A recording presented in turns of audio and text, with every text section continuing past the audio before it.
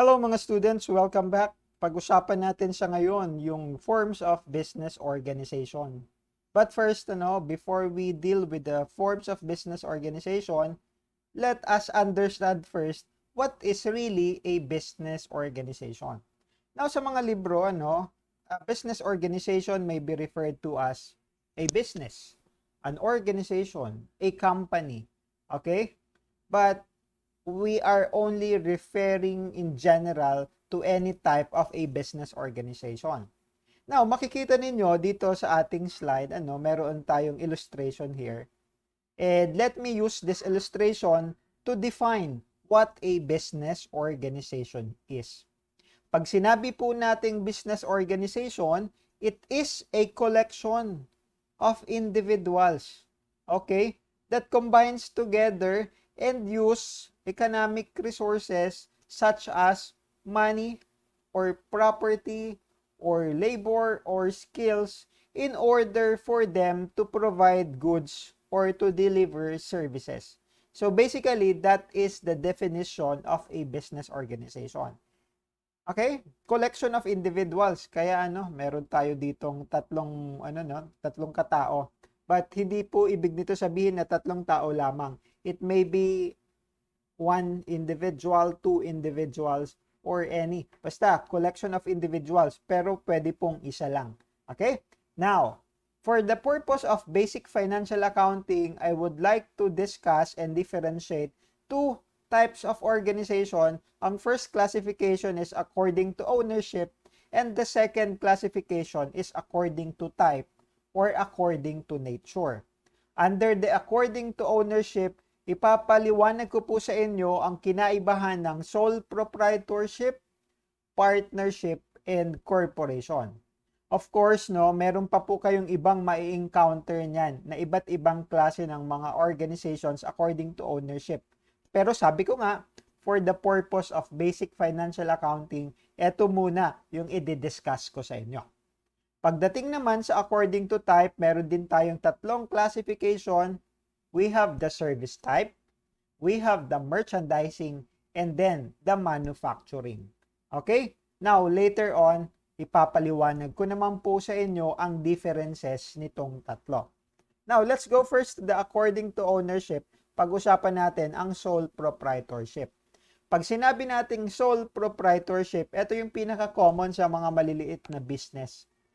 Yung mga may sari-sari store, yung may mga tindahan na isa lang yung may-ari, that is a sole proprietorship. Ang tawag natin doon sa may-ari ay sole proprietor or proprietor kasi meron lamang po tayo ditong isang owner. Okay? Now, yung owner na yon, dahil siya lang mag-isa, siya din yung nagmamanage ng kanyang negosyo. Siya yung responsible sa mga pagbebenta, pagre-restock, pagbibili ng mga items, mga kailangang inventories para maibenta. Okay? He or she is responsible for all the actions, transactions, business affairs, and even the profits and losses of the business. Kasi mag-isa lamang po siya. Samantalang, pag partnership naman, eto po two or more owners. Okay? Unlike sa sole proprietorship, isa lang yung may-ari. Sa partnership, ang minimum po ay dalawa. Okay? Two or more. Now, wala po tayong maximum dito for the Philippine setting. Wala pong naka-provide sa Civil Code, sa Article 1762, kung tama yung aking recollection, na dinidefine kung ilan ang maximum. Ang sigurado po tayo dyan ay dalawa lamang. Ang tawag natin doon sa mga may-ari ay partners. Sa sole proprietorship, proprietor ang tawag natin dito. Pag partnership, partners naman. They share, they are responsible, ang mga partners for the transactions, for the actions, business affairs, and even sa profits or losses ng negosyo. They share in the responsibility and the accountability. Okay? But of course, it will really depend ano yung mapagkakasunduan nila. Okay? Unlike sa sole proprietorship, where decision making is handled only by one person, dito two or more. Kaya kinakailangan merong consensus. They should mutually agree sa kung ano yung course of action na kailangan nilang tahakin. Okay? So that is partnership. Hindi po natin pag-uusapan in details yung partnership and even etong corporation kasi we have a separate subject on these topics on partnership and corporation. Ang magiging emphasis natin sa mga susunod ay dito sa sole proprietorship as we go along. Okay? Partnership and corporation, meron tayong separate na video lecture playlist dyan. Okay? Now, let's go back first. Pag-usapan muna natin pala yung corporation kasi hindi pa natin ito napag-usapan. Ang difference ng corporation sa sole proprietorship at saka partnership, kasi ito po ang unang-una, ang tawag sa mga may-ari ay shareholder or stockholders. And it may range from one person, kasi meron na tayo sa Revised Corporation Code na tinatawag na one-person corporation, to many. Okay? Under the Revised Corporation Code, one person but not more than 15 may form a corporation. Ito, clarify ko lang.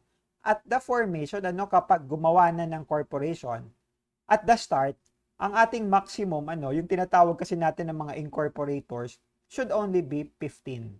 Pero later on, pwede pong mas madami ang mga owners, ang mga shareholders. Okay, pero hindi na natin ito pupuntahan, i-discuss in details kasi this is simply an introduction para lang ma-distinguish natin ang iba't ibang klase ng organizations according to ownership. Unlike a sole proprietorship and a partnership, the shareholders are not responsible for the corporation's debt. So meron tayo ditong restriction, okay, sa responsibility. Kasi dito meron tayong tinatawag na board of directors, meron tayong management na in charge sa pagmamanage ng business na nakabuko doon sa mga shareholders. Okay? So, let this suffice na eto muna yung ating introduction sa corporation. Okay? Now, let's proceed sa organization according to type or according to nature. We have the service type and that is number 1. Sa service type, wala po tayong binibenta dito. Ang binibenta natin, wala tayong binibenta na tangible product. Wala tayong produkto dito na binibenta. Ang binibenta natin dito ay mga serbisyo. Okay? We use our knowledge, our expertise, skills, or labor to provide the service that the customers need. Okay? Let's say, for accounting firms, yung mga law firms, yung mga architects, mga engineers, mga consultants, ito yung example ng mga klase ng organizations that uses this service type. Wala silang binibenta, pero they uses their expertise para makapag-provide, okay, makapag-cater ng mga business solutions sa kanilang mga kliyente. Okay? Next, merchandising. O dito sa merchandising, meron tayong binibenta. Ang tawag natin sa merchandising is a buy and sell business. Kasi bibili tayo ng readily available na mga inventories or the merchandise inventory tapos ibebenta natin ito, papatungan lang natin para kumita tayo. Kaya siya, buy and sell. Trading, that is another term for merchandise type of business. Kung maririnig din nyo yung mga retailers, mga wholesalers, pag retailers kasi bibili sila, tingi-tingi lang. Pag wholesalers, bibili sila, bultuhan, maramihan para mas malaki yung kikitaan nila. Pero in either case, bibili sila ng mga produkto, i-resell lang nila ito.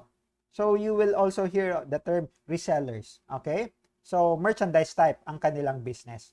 Ang mga examples po nito, mga sari-sari stores, mga convenience stores, okay? Supermarkets, di ba? Department stores, o like SM, Robinsons, Walter Mart, di ba? Marami pa pong iba. Now, the last item is the manufacturing type of business. Now, under a manufacturing type of business, ito yung nagma-manufacture tayo. May pinoproduce tayo na produkto. From raw materials, from scratch, gagawa tayo, meron tayong bubuuhin, at yung tawag natin doon sa finished product, yung final product is yung finished goods. Okay? Ito yung merchandise inventory ng mga trading companies or yung mga merchandising companies. Ibebenta nila ito, ng mga manufacturer for a certain price, doon naman sila tutubo. If you hear the terms, yung mga productions, mga planta, factories, o ibig sabihin nun, manufacturers yan. Kasi they manufacture products. Okay? So, basically, that is our discussion on the forms of business organization. Please remember, ito yung ating pinakabuod, no? Pinaka-summary. We have the organizations according to ownership, and then the organizations according to type or nature. Okay, if you have any clarifications or questions, please leave a message, no? Comment down below para ma-assist ko kayo, masagot ko ang mga katanungan ninyo. But until then, I'll see you sa susunod na video lecture. Bye-bye!